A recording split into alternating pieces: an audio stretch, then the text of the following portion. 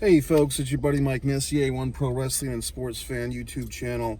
Today is Father's Day, so happy Father's Day to all the fathers, all the sons, all the daughters, all the stepfathers, all the mothers acting as fathers, all the whatevers. So happy Father's Day. And for our pro wrestling fans, I'm going to give you two lists: the best dads, the best fathers in professional wrestling, and the worst dads in professional wrestling. Now, I think I'm going to make this a 2-video series, so let's start with the nice list, the best dads. And folks, this is subjective opinion, meaning this is my opinion. This is not written in blood. This is not written in gold or rhinestone. So I'm just going to give you a list, and guess what? I'm sure that I'm missing some people. I'm sure that I'm forgetting someone. There's probably someone that could be number 2 or number 3 on this list that is just escaping me right now. But let's just see what happens, okay? Number 10, I'm actually going to put the badass Billy Gunn. I feel that as a father, he has done well in bringing his 2 sons, 2 that I know of, into professional wrestling. He's wrestled with them. He's wrestled against them. He's allowed them to kind of be smug heels at his expense. And I mean, it is kind of interesting and somewhat humorous that he's in better shape than his sons and most of the contemporaries there that he's wrestling with. But that's a testimony to Billy Gunn's physical fitness and so forth. I should have, and I will now, say, what are the criterion? What's the criteria for these lists? For the best list, I'm thinking the actual, if the father is a wrestler himself, and there will be a few that aren't, but if the father was a wrestler, his contributions to wrestling, the amount of children, not just sons, but daughters are included, the amount of children that were professional wrestlers or involved in wrestling, the contributions that the children of the wrestler or of the father made, like the contributions of the kids, the contributions of the father himself.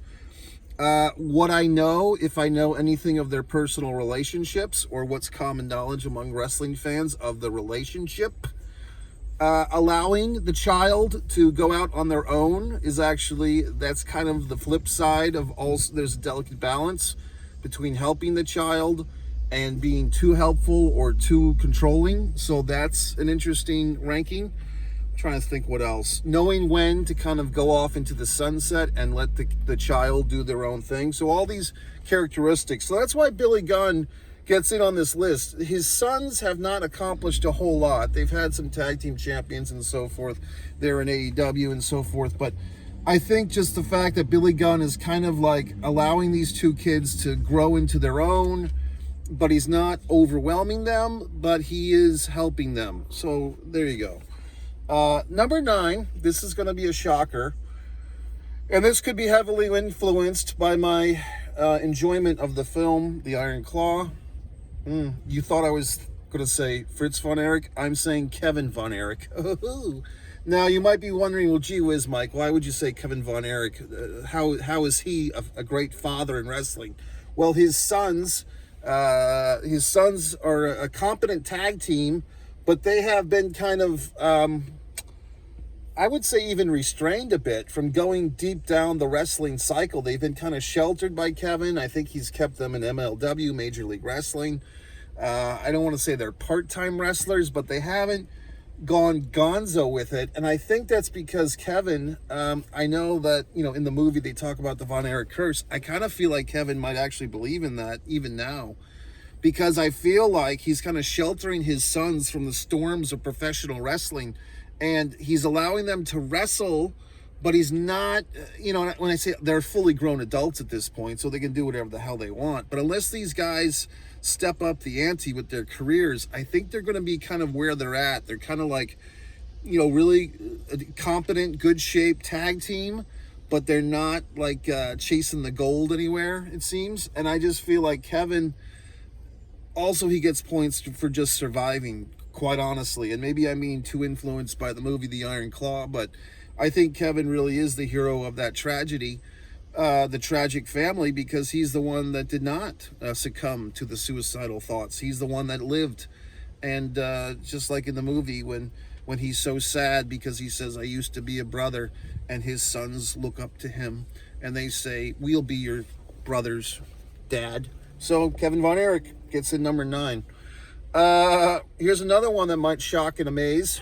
As far as I know, he only has one offspring that's an actual pro wrestler, and looking at this might be a little bit high, and there's even some people on my worst list that could challenge him for this spot. I'm actually going with Bob Orton Jr. That's Randy Orton's father. I think I'm giving a lot of credit to Bob because he did not seem to be vengeful when his son surpassed him. As an old school wrestling fan, that even hurts me to say it, but I mean, I think we can all agree that as far as title reigns and success, worldwide acclaim, Randy Orton has surpassed his father. I don't know if Bob Orton Jr. really surpassed his father, the original Bob Orton. Bob Orton Jr. had a tremendous career. In fact, if you want to see some great tag team wrestling, Bob Orton Jr. or Cowboy Bob Orton, and his partner, I believe, was none other than Dick Slater. And at Starrcade 83, look up this match. Orton and Slater versus Wahoo McDaniel and Mark Youngblood. Tremendous match. And yes, Cowboy Bob Orton, or Bob Orton Jr., that's the same guy. He did all these wonderful things with Roddy Piper and Adrian Adonis, WrestleManias 1, 2, and 3, and so forth. And he was really a big part of that early golden era of WWF, the first half, like the 84 to 87. I think Cowboy Bob was gone by Survivor Series 87. Cowboy Bob was out of there, but he had a great career, and I think that if you look at the stuff that he and his son did, was at WrestleMania 21, where Randy Orton faced The Undertaker, and Bob Orton, Cowboy Bob, kind of came out of retirement, and they did like a handicap match at a subsequent pay-per-view and so forth.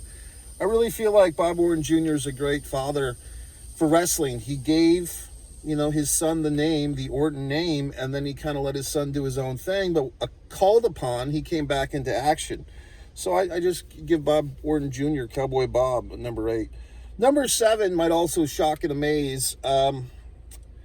Most fans would only know of the one child, but he did have daughters that were involved in wrestling, and he also had son-in-laws, and I guess that's another part of the criterion. Like, did you have a daughter that married a wrestler or something like that? Verne Gagne. Verne Gagne coming in surprising number 7, you might say. Why did I say Verne Gagne? Well, I feel like Verne kind of had this whole thing. He had this whole company. He had his one and only son wrestler, Greg Gagne. And Greg, I think Greg's kind of underrated. Greg was recently a guest on my buddy there, Mike Monty and Jimmy Farrow out of Staten Island, their talk show. I think Greg Gagne, he's doing his thing with Magnum TA. I think Greg Gagne has kind of an underrated career. Greg kind of gets a lot of flack from the inside fans for kind of claiming to invent Hulkamania, claiming to invent the New World Order, claiming to invent Monday Nitro. But yeah, Greg, I think there's some, like, he's contributed more than he's given credit for, is how I would put it. But I do feel like Greg had a great career, and I think Verne, with these impeccable standards, of amateur wrestling, the AWA, all these things, I think Greg really did his part, okay? Also an early Remco action figure, Greg Gagne, can't take that away from him. Now, we have heard about these stories of Verne Gagne wanting one of his daughters to marry Hulk Hogan. That might have kept Hogan in the AWA. If Hogan, Hogan, who knows? He might have been happier had he had married the daughter of Verne Gagne. His eventual marriage to Linda did not turn out so well. I'm just going to make myself smell nice. And I just feel like Verne Gagne is number 7. Number 6 might shock and amaze. This is kind of a thing where I guess I can squiddle fuck him in there because I did that for number 5, so I will squiddle fuck. I'll call it an audible. I will give a group nomination to Blackjack Mulligan and Mike Rotunda. At number 6, they are of the same lineage. Blackjack Mulligan would be the father-in-law of Mike Rotundo, or Mike Rotunda, depending on who you ask. Mike Rotundo, of course, is the father of the wonderful Bray Wyatt and Bo Dallas, and we all know the story of Bray Wyatt. You can watch me and my buddy there, Jimmy Faluca, with our 2 tributes to Bray Wyatt on this channel. And Bo Dallas is coming back as Uncle Howdy. So that's Mike Rotundo's sons, but Mike Rotundo married the sister of Barry Windham, his tag team partner in the U.S. Express. They were tag team champions in Florida. They were tag team champions of the WWF.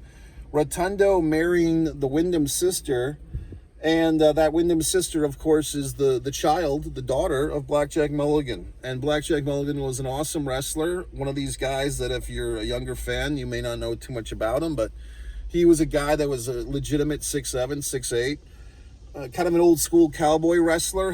He did the Iron Claw with the glove and so forth. Look him up.